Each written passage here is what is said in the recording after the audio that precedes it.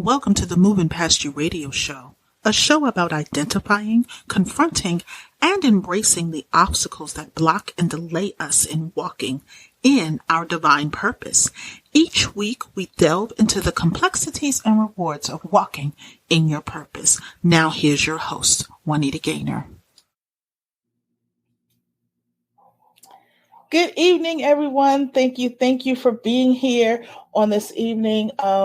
Season 4 has been well underway. We've just had some amazing guests thus far, and I'm excited about tonight's guest. As you know, Season 4 we are bringing on some amazing, women who have gone through their healing journey or currently going through their healing journey, and they are here to share their tips, their stories, and their perseverance. And so I'm excited about having them on the show on this evening. So tonight's guest is going to be none other than Elizabeth Kipp. She's a stress management specialist, and she is going to be talking about releasing generational wounds and awaken you. I've had an amazing conversation with Elizabeth, and you're going to enjoy every bit that she brings to the table. So let me just tell you a little bit about Elizabeth. Elizabeth is a stress management and historical trauma specialist who uses trauma-trained and yoga-informed addiction recovery coaching, ancestral clearing, compassionate inquiry, and yoga to help people with their healing. I just love that. Elizabeth healed from over 40 years of chronic pain, including anxiety, panic attacks, and addiction to prescription medication. She now works to help others achieve the same healing for themselves that she experienced directly from the work she teaches. She is the author of The Way Through Chronic Pain, Tools to Reclaim Your Healing Power. Elizabeth offers one-on-one and group sessions in stress and chronic pain management and addiction recovery, ancestral clearing and compassionate inquiry, and trauma-informed yoga. So if that wasn't amazing for you, I have her here. So I'm bringing her up to the screen with me, and I'm going to unmute her. Hi, Elizabeth. How are you? I'm great, Juanita. Great to be here. Thank you for that beautiful introduction. Oh, you provided, the work you've done and the work you're doing it made it very easy to do so. So how are you today? How has how's your day been going? It's been very interesting. I've had a chance to be of service. I've learned some stuff, and now I'm being able to give some of my knowledge to your listeners. So it's a good day. It's a great day. I just know from the conversation that we had earlier that it blessed my soul. It, just with the work that you do. And I'm so excited for you to share that work with my audience on today. So just tell me a little bit about your initial journey. What was the point that led you to begin this process? There's a lot of things, but I just want to know that pivotal point where you said, I just can't continue to do this anymore. I know I need to do something. What was that point? Oh, well, as I said, I had chronic pain for a long time. I had surgery. I had 3 surgeries to stabilize a back injury, and then the 4th one, a little corrective. And the doctors told me that I would be in level 7 out of 10 pain for the rest of my life, and I'd be a wheelchair when I was 40. And I was like, that's not going to be my life. I was only 28 or 29 when that happened. And I was very upset because I actually believed them. Right. But I had to have a science background, and I understand a little bit about the model that I'm working in. And I'm not a doctor, but was trained as a research scientist. And I understood that science works in probabilities, not facts. So he should have said it's probable that. He didn't say that. He said you will. Wow.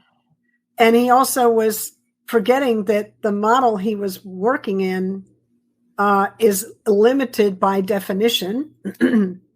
It's in the scientific framework, which is self-limiting, meaning science can only comment on that which it can observe, measure, and describe, right? So it only can talk about the part of the all that is that we live in that it can observe, measure, and describe. That's where science lives. Right. But we heal, we live, and we heal in the all that is. And I knew that, the model's limited.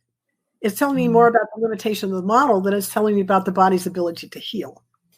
Right. And that was the pivot point when I realized, I have to be looking. I can look, science can give me what it can, right? But then I have to look outside of that for more answers. Wonderful. And so on a day-to-day, what is motivating you and inspiring you to not only pursue it for yourself, but to help others pursue that? Yeah, I love the question.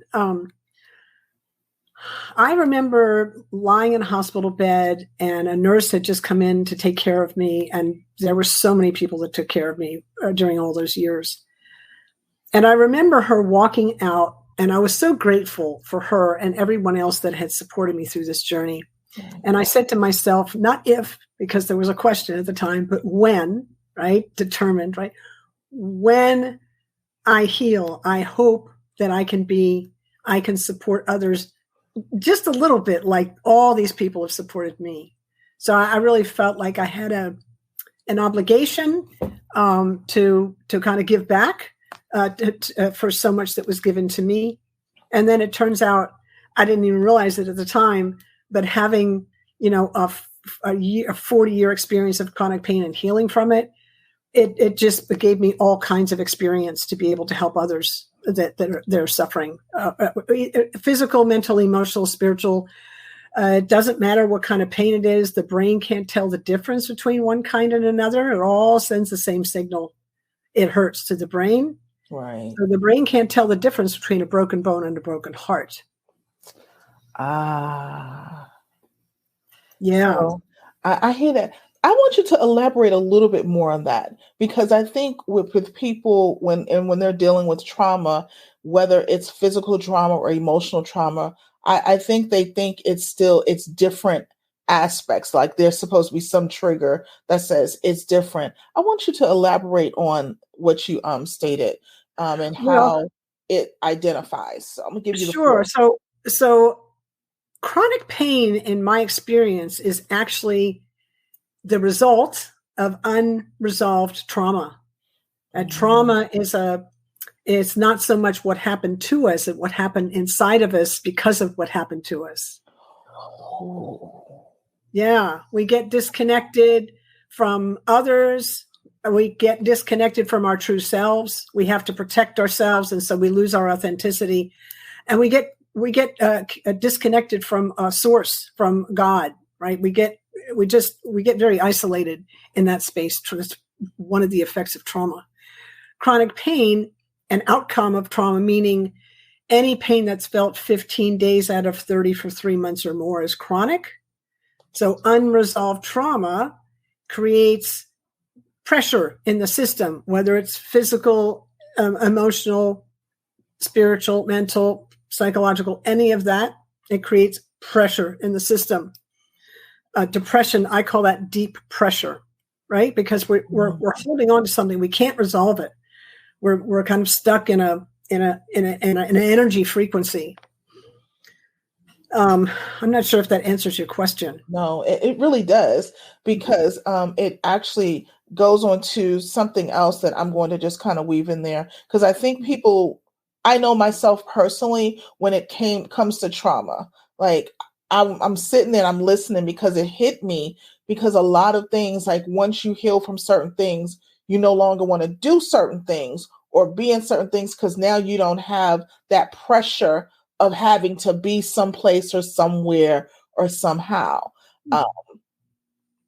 So a question that I have for you is, they talk about stress.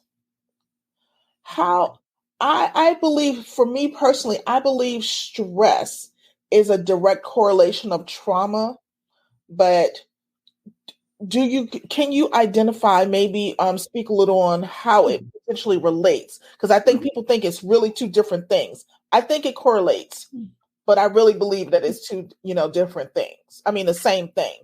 Okay. It is and it isn't. It's a great question. Both are true.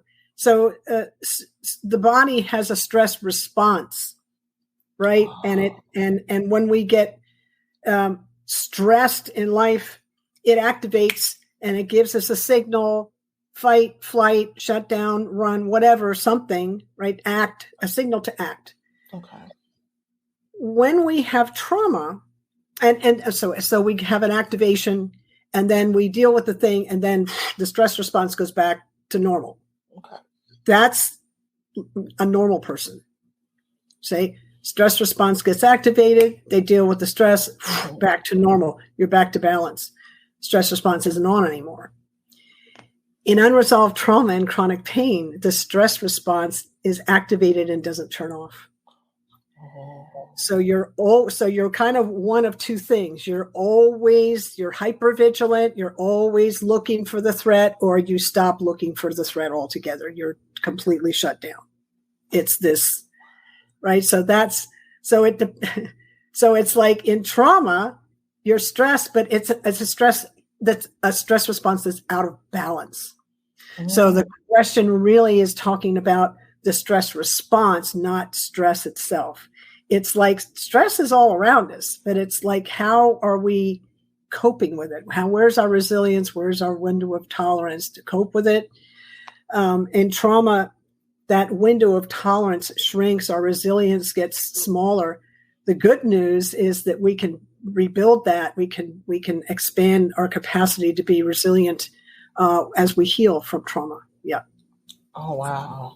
Now that's some amazing information, even for myself, because I think of things, and I was just thinking about this week, and some things are still just really high for me, and I'm just thinking, oh, this is just stress, and this is just, my whatever, but I have to kind of maybe sit back and readjust some things and just take some self-care in, because that is true. Like trauma, for me, I still deal with some trauma. I'm still healing from a lot of trauma. And I know a lot of our viewers and listeners are as well. So I thank you for that explanation, because sometimes I believe we're stuck in the thought process of, well, this is one way and I'm okay, not realizing that there should be an ebb and a flow, and you shouldn't always be at this heightened state of frenzy. So, yeah. Also, given what you just said, there's a hierarchy to healing. Remember I said in trauma, it's what happens to us and we get disconnected. Mm-hmm. So, and we get activated and the stress response gets whacked out. So there's a hierarchy to healing. So the first thing we have to do is address the nervous system. That's where we feel the hyperactivation or the shutdown. That's where we feel it. We have to address that first. Then we look at a sense of belonging again, right? Because we've been isolated. We want to connect back to ourselves so we can be authentic and actually awaken to ourselves again, right? We want to connect to others. We want to, realize that we're connected. We're always connected to God, but we forget in that space, right? We forget that. So we want to wake up to those things. Connection, second thing. Third thing, then we can think, we can learn, we can properly make decisions. Okay. If we're dysregulated, we're not connected. Mm. If we're dysregulated, but we're not connected, we can't think straight, right? We can't, you have to have the regulation first, the sense of belonging, and then we can think straight. So when I get something happens, like we just had a thing happen with the house where I live, and it's like not unexpected, right? It was very unexpected and kind of like, I don't even know how to solve this problem, right? So I'm noticing, oh, I'm a little activated around that, right? So I'm not going to make a decision because I'm activated. because I know when I'm activated, I can't think straight. So I'll do some calming exercises with the breath, which I'll explain in a minute, to then bring myself back to regulation.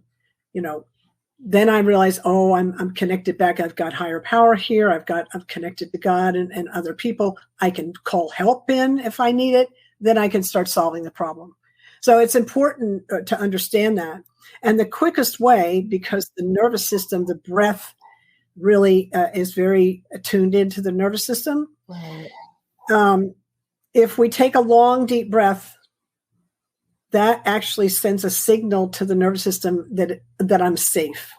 Because when we're activated, like I'm not safe, I'm under threat, is the kind of what's going on there. You do the long, deep breathing, maybe 3 minutes of it, nice, long, and slow, making that exhale a little bit longer than the inhale. And you'll find that's kind of a key piece.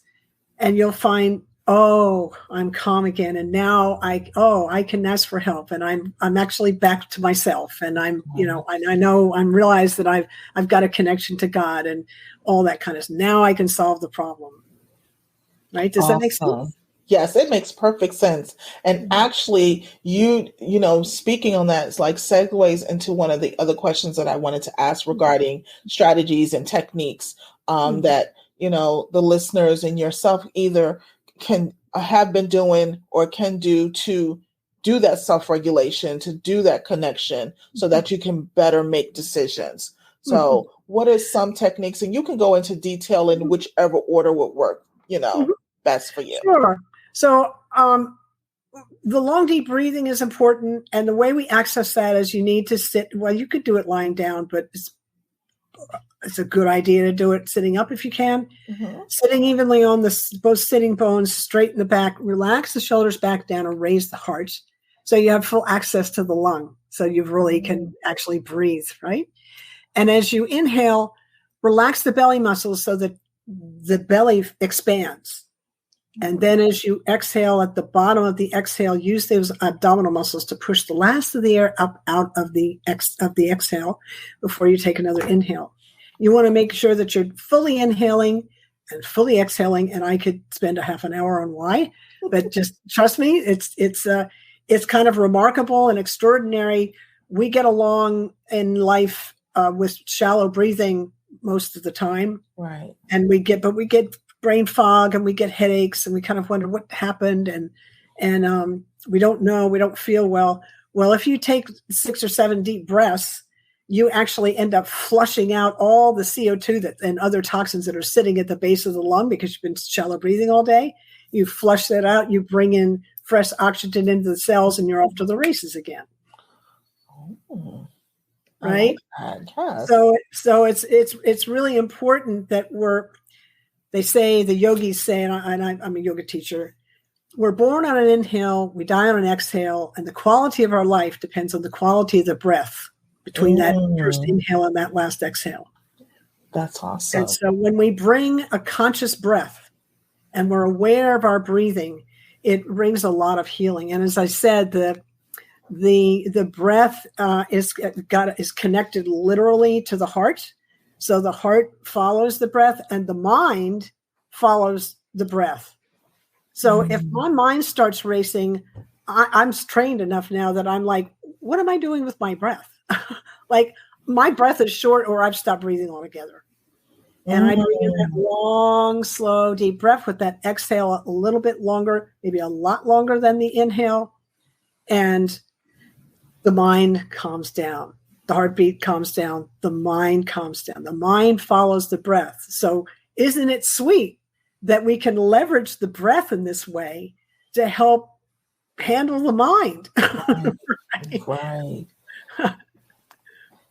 And that's funny because I do a lot of deep breathing. I'm an asthmatic, so sometimes I have to catch myself and whatever. And I notice just even deep breathing, I can breathe better. But I never thought about it in a way to calm your mind. Like usually I'll just sit in a quiet space and maybe put some white noise on. And so it tunes out a lot of things, whatever. But I didn't think of breathing as a way to also do that. I think of breathing, that's just because I'm a chronic asthmatic, but I never thought of it to do it that way, that it's a more natural, approach it's like allowing the body to help heal the body itself. We're actually leveraging the breath to really optimize the body's ability to heal itself when we do that. There's other things to bring on board, but really breath is kind of the first responder there. Very first thing. Oh, wonderful. Yeah. And so now, once we've done that, so once we've calmed down, like, what do you recommend in regards to connection? Because I think for many people, that is the key thing that they're missing. Like, I can regulate, but who am I connecting with? Why is it important to connect? Why can't I just relax and just go ahead and make the decision? Like, I want you to really discuss that central part so that we don't go off the rails. That's a very powerful space you've just taken us all into. My feeling is that we all suffer from the dis-ease of separation, where we're separate from each other, we're separate from God, we're separate from ourselves even. We can't even be our authentic selves, especially if we're locked up with unresolved trauma. Again, disconnection. The thing that's interesting, so one thing is, we used to be tribal, and we used to live in community, and we don't live like that anymore. Right. And that tribal living, the sharing that went on there, not that I experienced it myself, but I've certainly studied around it. And I've listened to some people that have been in community in places that still have that. There's a connection there that where there's a real understanding that there's no separation. And people understand it in their bones.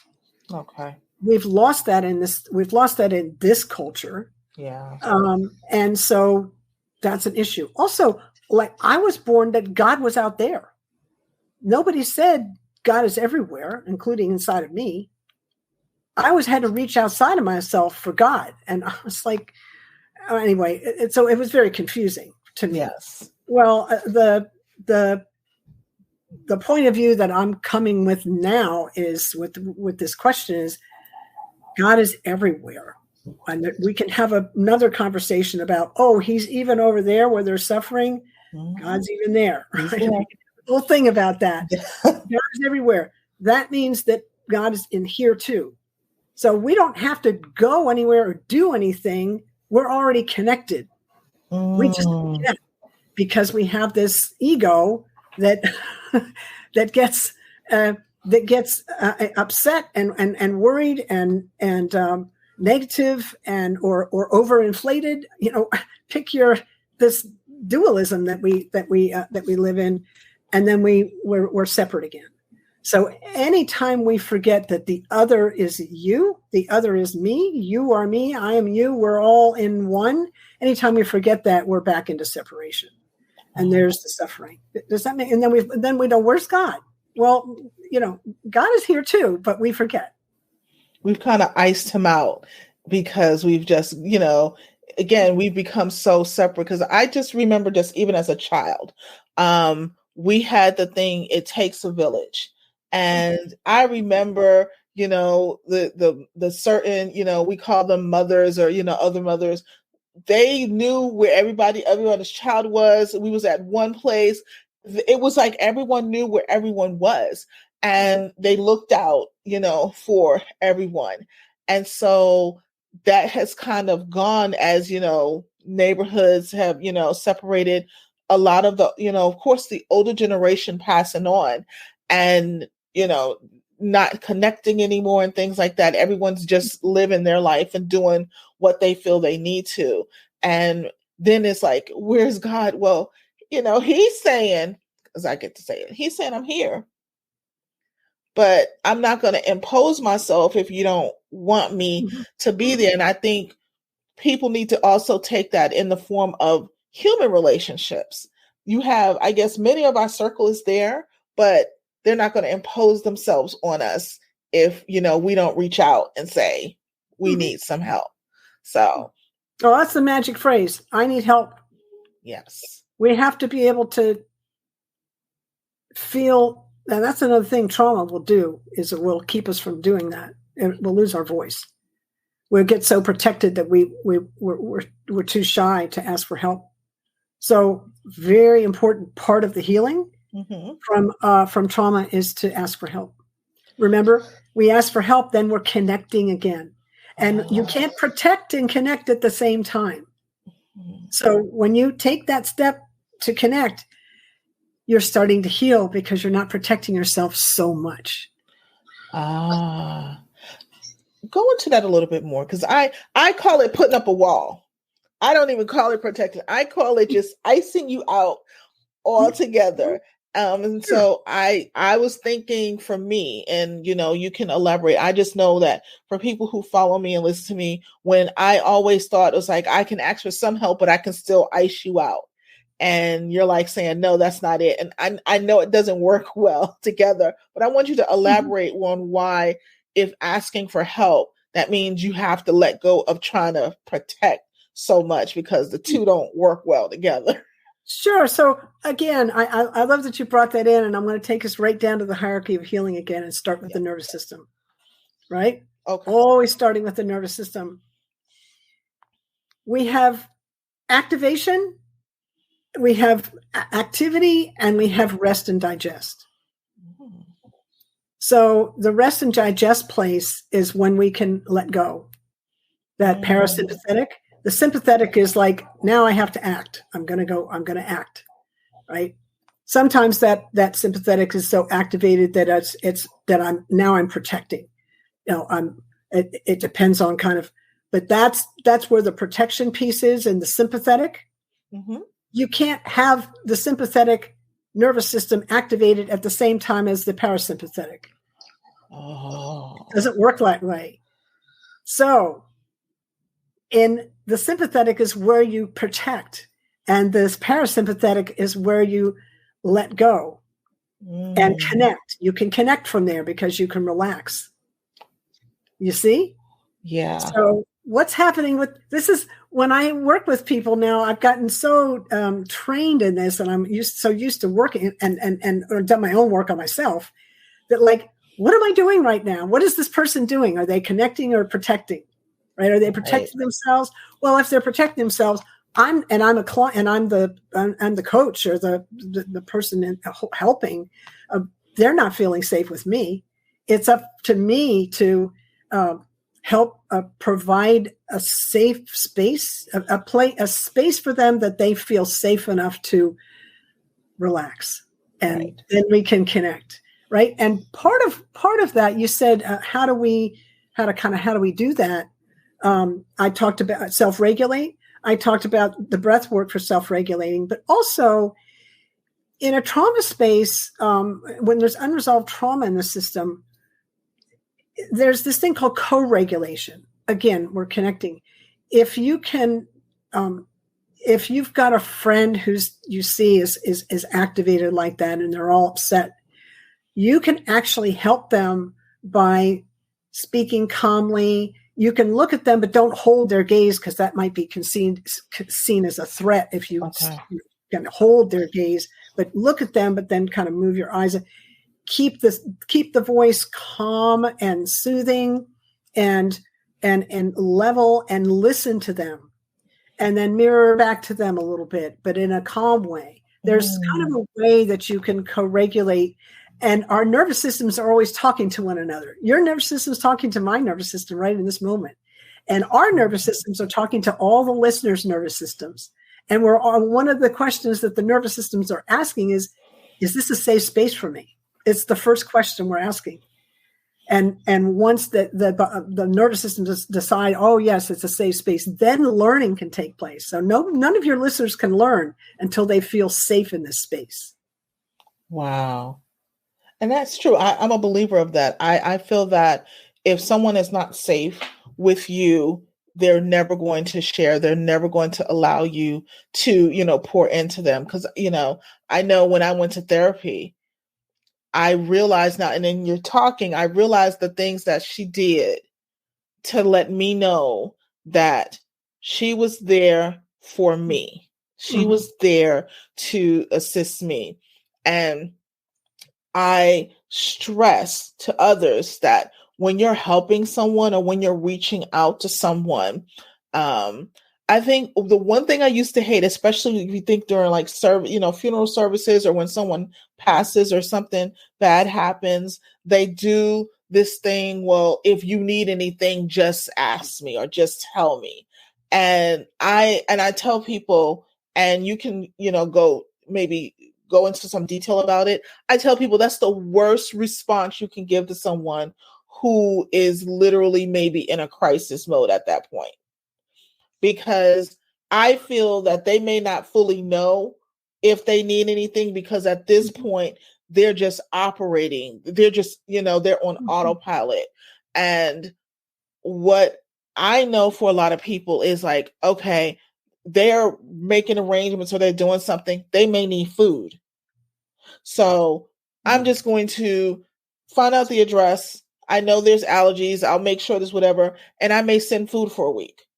They didn't have to ask me for it. That's just something knowing, because if they have to ask me, then that's another stressor on them to say, oh gosh, we don't have no food, or, oh God, whatever. So can you speak maybe about how in our co-regulating, maybe in co-helping, how we can be a little bit more forward thinking and assisting the person instead of putting the mental load on them? Yeah, that's a great question, a great space to talk about. I love this conversation.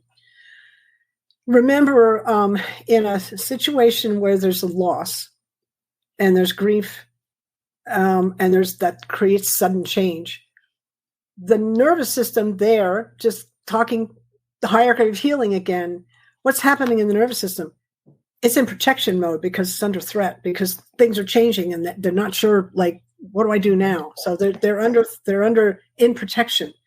So they're going to have difficulty connecting, which you already ascertain. Oh, I realize I don't want to, I'll just make food for them, right?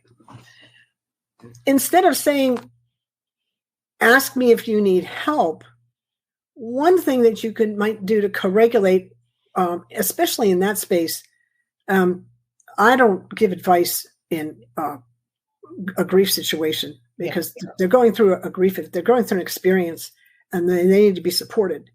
And so active listening becomes a very powerful skill in that space. And the other thing I would actually ask, what can I do to support you in this moment? That might be a powerful question, and asked with not quickly, but like I said, it pretty slowly, so that there's enough time for them to take in the words, because again, they're activated in this protective spot, and you need to give them some time, right? So, one of the things that I pray for every morning when I get up is to please help me listen clearly and speak clearly and really understand what's needed in the moment. And that is a powerful prayer that you could take into a space like that. Okay. So that we all begin to trust our own we all have mad intuitive skills, all of us. So you can, if you're feeling unsure yourself, activated yourself, you can take a prayer like God is always there. God is everywhere all the time. You can take a prayer like that into a space like that and understand that your intuition is going to be right on in the moment. Okay. That's awesome. And I kind of delved into that because when you think about what has happened with COVID, I'm seeing that many people that even I coach, they're still dealing with so much trauma of loss that they're not even addressing their own needs. So they've put their own healing kind of at a standpoint, because it's like they're trying to recover from hit after hit, not only just with family, but then, jobs and homes and things like that. And so when I think about, people like that, or anyone who's going through that, what may suggestion or a tip that you may have for them to help them to realize that it is crucial and that it's beneficial for them to get back on track for their own healing? Because I think what's happening, and I see a lot of people, they're like not circling the drain, but they're hitting their head against the wall because they're not understanding why it's not working. But it's like they put their own healing on the back burner. Yeah, I love that you brought that in. It's so important. It took me, because of the way I was raised, I mean, pretty much the minute I was able to get up and walk and do stuff, I was put into service. So it was always everybody else first and me last. And man, it took me years that's not sustainable, everybody. It's just not. It took me years to learn that I have to fill my cup first, and then everybody else gets the overflow. And I'm not the only person that says that, but it took me a while to actually incorporate it into my life. Right. And I became much more efficient. The other thing I like to say, because I want to hook it into our topic today of generational wounds, is some of the burden that we're carrying around this pandemic is generational. So, because I've done a ton of ancestral clearing since the pandemic. I mean, I started doing donation only on my business. I changed my whole business model because so many people needed help and they just didn't have the money. And it was very interesting to see, because of this work, the way ancestral clearing works, what was happening was people's generational trauma around the Spanish flu 100 years ago and the plague back in 16, 17, 1400s, all that was showing up again. The trauma from that was it was getting fired. And so people are carrying generational wounds as well. And that's where ancestral clearing comes in to help us clear the effects of unresolved trauma in the system. Yeah. I don't know how much more time we have, but I'd love to be able to share one of the 5 techniques of ancestral clearing by sharing a short prayer to help support the clearing the trauma, if that's something we could do. Okay, that's absolutely. What we'll do, that one is I'll have you do that and then we'll begin to wrap up because that will be perfect. So what I'm going to do is I'm just going to put you front and center. I want you to share this because I know you shared it with me, and I was grateful I'm so grateful that you said, can we do it? Because I know just in our conversation, it blessed me. So I'm so looking forward to you being able to bless the listeners on this evening. Beautiful. Thank you. So everyone listening to this process is called ancestral clearing. It's taught by John Newton of healthbeyondbelief.com. I'm one of his practitioners. And what I'd like you to do is just sit quietly, notice what you're feeling in the body as sensation, and let these words pass over you as I say them. In this practice, we use the word we're asking God, higher power, consciousness, divine, whatever you want to call that, creator of all that is. We're asking it to help us release that which no longer serves us. We're asking it to help us release, right? And we use the word forgiveness to mean releasing that which no longer serves us. So some people get a little trigger around forgiveness. I'm giving you a very tight definition of how we're using it, and just let these words pass over you. Infinite creator, all that you are, source of all that is, was, and ever will be. We ask humbly and gratefully that you help everyone listening to this and all of their relationships and all of their ancestors and all of their relationships through all relevant time, space, dimension, realms, lifetimes, and incarnations. For all the times they felt let down by life, by family members, by relationships, by anyone representing the creator, and for any time they felt let down by the creator in any name or form. For any time they turned their back on the creator or felt the creator turned his back on them. Please help everyone involved, forgive each other, and forgive yourselves. Be at peace with one another and at peace with yourselves, please and thank you.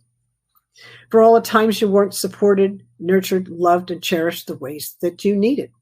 Please help all of you to forgive each other and forgive yourselves. For the times you didn't support, nurture, and love others in the ways they needed. For any time you were out of integrity with one another or another out of integrity with you. Please help all of you to forgive one another and forgive yourselves. Find peace with one another and find peace with yourselves. Please and thank you. For all war, battle, Holocaust, genocide, persecution, slavery, injustice of any kind, any oppression, misuse of power, position, authority, politically, judicially, medically, spiritually, or any other way. For all slander, libel, or any other misuse of the power of the word, please help everyone involved directly or indirectly to forgive yourselves and forgive each other. Now and forever, please, and thank you. For all hurts and wrongs, physical, mental, emotional, spiritual, sexual, financial, through thought, word, or action. For all that happened and all you made it mean, please help all of you to forgive one another and forgive yourselves. For the highest good, please, and thank you. For all incest, suicide, murder, rape, abortion, infidelity, infertility, miscarriage, all of it. Everyone involved in any way. Please help all of you to forgive one another and forgive yourselves. Please and thank you. For any time anyone was stubborn, judgmental, or bullying. For the times you didn't follow the inner knowing of your heart. Please help you all forgive one another and forgive yourselves for the highest good, please and thank you. For all the hurts and wrongs to the earth, the life of the earth, Native, Indigenous, First Nations, and Aboriginal people. Please help all of you to forgive one another and forgive yourselves for all that happened, no matter what it was. Please and thank you. Be at peace with one another and at peace with yourselves, please and thank you. For any time you believed, felt, or was shown you weren't enough, for the times you tried to earn or learn your way into the value of your family, your relationships, or into the grace and love of the Creator. For all that led up to this and all that arose from it, please help all of you to forgive one another and forgive yourselves. Find peace with one another and find peace with yourselves, please and thank you. For all empathic hurts and wrongs, times you took on others' unresolved issues or shouldered their burdens. For all adversity, struggle, and hardship you saw, especially as children. For all dark night of the soul experiences, please help all of you to forgive one another and forgive yourselves. All family members and relationships, times this was done to you, times you did this to others, please and thank you, Infinite Creator, all that you are, please and thank you. For the times you weren't shown or encouraged to stand up and speak up and do things your way. For the times you didn't feel safe to say no when appropriate. Please help all of you forgive your parents, family members, and relationships. Help them forgive you. Help you all forgive yourselves, please, and thank you. For all hurts and wrongs, anything we left out, had it served the highest good, we infer it now. For all that happened and all you made it mean, everything that led up to and arose from hurts, wrongs, a limitation or burden of any kind that's not serving the highest good. We ask all of you, everyone involved directly or indirectly, to forgive your parents, grandparents, siblings, children, and grandchildren. Help them forgive you. Help you all forgive yourselves, please, and thank you. Your whole family and lineage. Help you forgive your cousins, aunts, uncles, step-in-laws, hidden, secret, foster, adopted, and all other significant people, beings, family members, relationships, role models, and authority figures. Help them all forgive you and help you all forgive yourselves, please, and thank you. Infinite Creator, all that you are, please and thank you.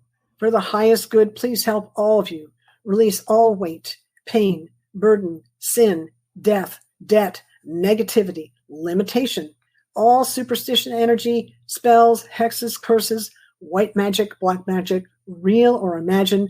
Please and thank you. Please direct everyone into your perfect love and light for the highest good only and always. Please and thank you. Please and thank you. Please and thank you. Now take a nice big breath in and let it out and just notice how that feels in the body. And thank you for listening.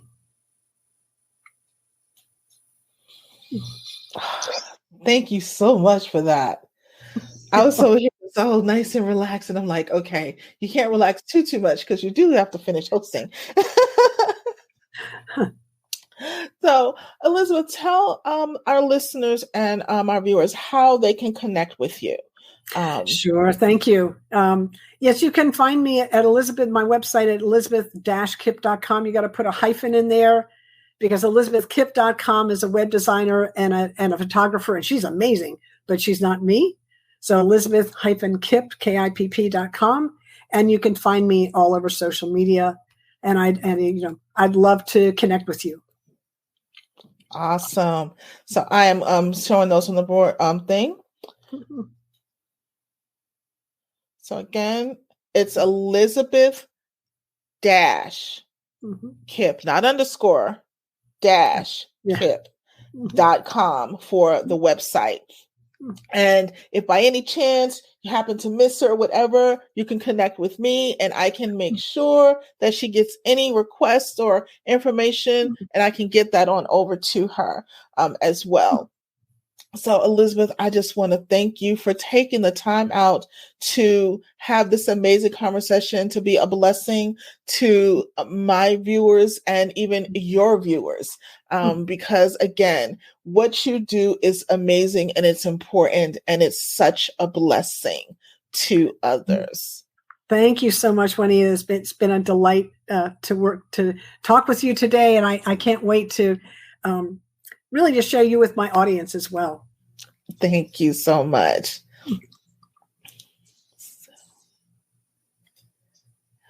Everyone, thank you for joining us on this evening. Oh my God, when I said season 4 is amazing, when I told you that God has, given me such directive on what to do and what to share with you and who to bring forth to you, I was not kidding. Season 4 is going to be unlike anything else. There's, again, more and more amazing people who are sharing their journey of how they were able to move past themselves into something that is greater than them, something that they can walk in their divine purpose so that they can therefore help others. So I will see everyone on next week. Same time, same location, Friday at 7 p.m. I know everyone's used to Thursdays, but season 4, we are on Fridays at 7 p.m. So we will see you next week. Thanks for joining us this week on the Moving Past You radio show. Make sure to visit our website at www.movingpastyou.com, where you can subscribe to the show on iTunes. If you found value in the show, rate us on iTunes or simply tell a friend about the show. And be sure to tune in next Friday for our next episode. And remember to always be kind in your word, your thought, and in your deed. Be blessed.